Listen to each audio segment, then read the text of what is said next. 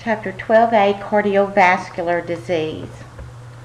The prevalence of cardiovascular diseases in this chapter will look at that: high blood pressure, atherosclerosis, coronary artery disease, heart attack, and correlation between cigarette smoking and cardiovascular disease. Cardiovascular disease is the single biggest killer of both men and women in the United States. It affects slightly more men than women until after menopause because of the natural protection estrogen provides for females up until menopause. However, women who have heart attacks are more likely than men to die in the same subsequent weeks, actually twice as likely, because the symptoms of heart attack often differ between men and women. Therefore, women and physicians often fail to recognize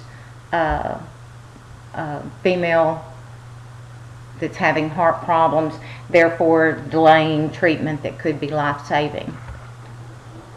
Blood pressure, just a review, is the pressure exerted on the walls of the blood vessels. The systolic pressure is the pressure when the heart is contracting, when the ventricles are contracting, whereas the diastolic is the lower value when the ventricles are relaxing. Hypertension is the same as high blood pressure, and heart damage typically results because the heart has to work harder to keep the blood moving. The heart muscle begins to thicken and becomes enlarged. Blood pressure or hypertension is considered a silent killer because there's no symptoms.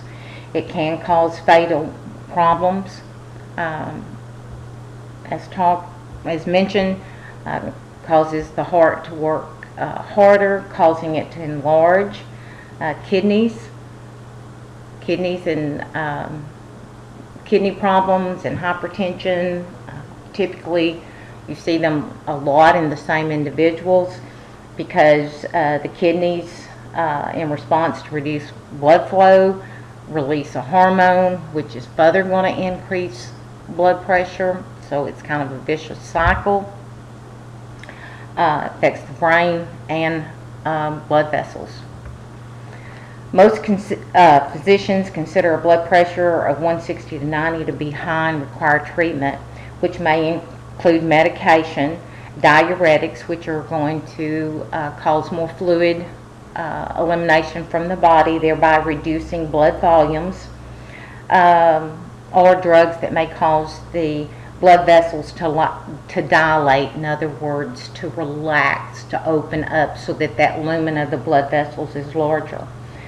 Also may recommend lifestyle changes such as losing weight, regular exercise, maybe 20 minutes 3 times a week, to limit salt intake, and also to not smoke cigarettes. The nicotine increases heart rate and constricts blood vessels, thereby raising blood pressure. Salt also can affect fluid retention, so therefore blood volume, so that is recommended to be limited. Atherosclerosis is just a buildup of fatty deposits in the walls of arteries. Ether means yellow fat deposit. Sclerosis just means hardening. It's fused by an inflammatory response. It's thought to elicit this inflammatory response through artery injury, and that the blood-borne irritant in the cigarette smoke attracts the cholesterol deposit.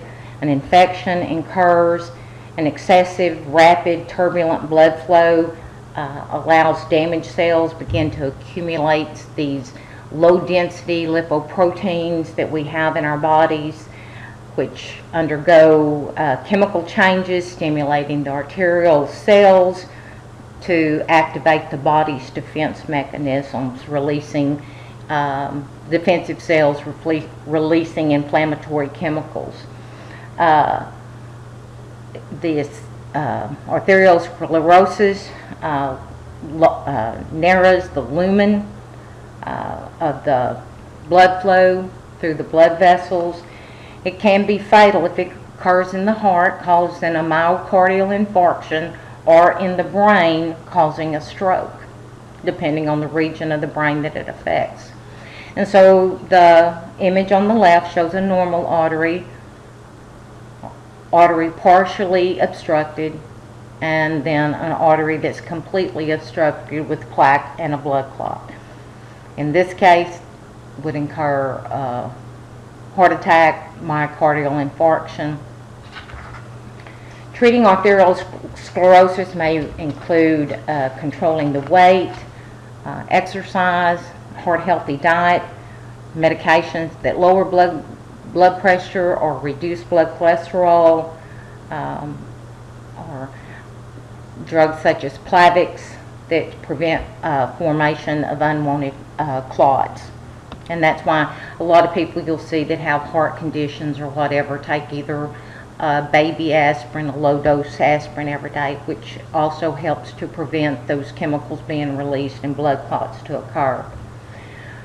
Coronary artery disease is where fatty deposits occur in the coronary arteries that nourish the heart, those that resin figure that we looked at in chapter 12 that cover the surface of the heart. It is the underlying cause of most heart attacks, and chest pain typically serves as a warning that the heart muscle is not receiving sufficient oxygen. Angina comes from the word to strangle. The pain typically begins during physical exertion or emotional stress when the demands on the heart are increased and blood flow can no longer meet the demands. Approximately 15% each year individuals die for not taking the pain warning seriously. Coronary angiography is a diagnostic procedure in which high-speed x-rays are taken as a contrast dye moves through the coronary arteries, detecting possibly coronary artery blockage.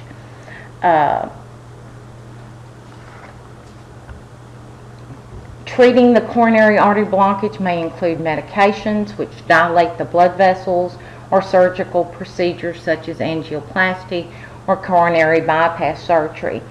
In angioplasty, a balloon is used to widen the lumen of the artery, or stents may be inserted to keep that treated arteriole open. In coronary bypass surgery, a section of a vein from another area of the body, such as a vein from the leg, provides an alternative pathway. It's inserted, it's sewn into that blocked area on the coronary artery on the surface of the heart, and replaced, opening that area up. And so this just shows that angioplasty where a catheter and a balloon is talking about is threaded into the coronary artery to the point of the blockage.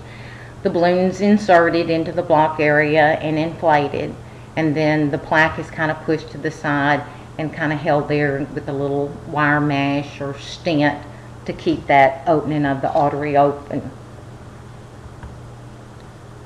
This shows the coronary bypass surgery where a vein is taken from another region of the body and implanted into the coronary artery on the surface of the heart to repair that blocked area.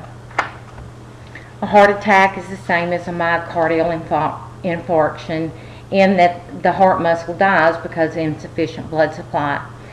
If the individual survives, the dead cardiac heart muscle is replaced by scar muscle, which permanently causes losing its pumping ability, and it's commonly caused by blood clot to a coronary artery. Myocardial just strictly means myocardial heart. Infarct means dead tissue. Heart muscle cells begin to die if cut off from blood supply for more than 2 hours, and depending on the extent can spread to other organs. Lungs can fill with blood, brain suffers because of insufficient oxygen, or kidneys may begin to fail. This shows image of a heart, of a scar tissue, and so once the blood supply has been lost and these cells die, it begins to build up this scar tissue. And recall that the heart is primarily muscle, and so scar tissue and muscle do not mix, so therefore the pumping action of the heart would be permanently altered. Heart failure is a condition in which the heart becomes an insufficient pump, such as that fibrillation that we talked about earlier. It leads to shortness of breath, fatigue, and fluid accumulation, and can result if a large enough section of a heart attack, heart muscle is damaged during a heart attack. Digitalis is a drug that could be used to strengthen heart contractions, or diuretics, which is also going to help reduce fluid retention. Cigarette smoking, it's estimated that each year cardiovascular disease kills many more people than does lung cancer, but smokers have a 2 to 3 times risk increase of a heart attack if they smoke. There's components in smoke that produce immediate effects on the cardiovascular system, and over the long term, the smoking increases that risk of atherosclerosis, or that building up of those fatty deposits in the blood vessels. And so this is the graph in your textbook that shows the rates per 1,000 of non-smokers. It's what, roughly 22, 23. Former smoker slightly increases to 25.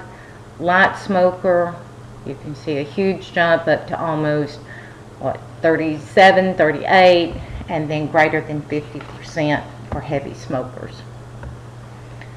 Components of cigarette smoke is the nicotine, which we spoke about earlier, that increases not only heart rate, but it increases the stickiness of platelets, so it increases the risk of abnormal clots in blood vessels. It constricts blood vessels, so it raises blood pressure. And carbon monoxide prevents red blood cells from transporting oxygen. And if you remember from chapter 11 on blood, that carbon monoxide is 200 times more likely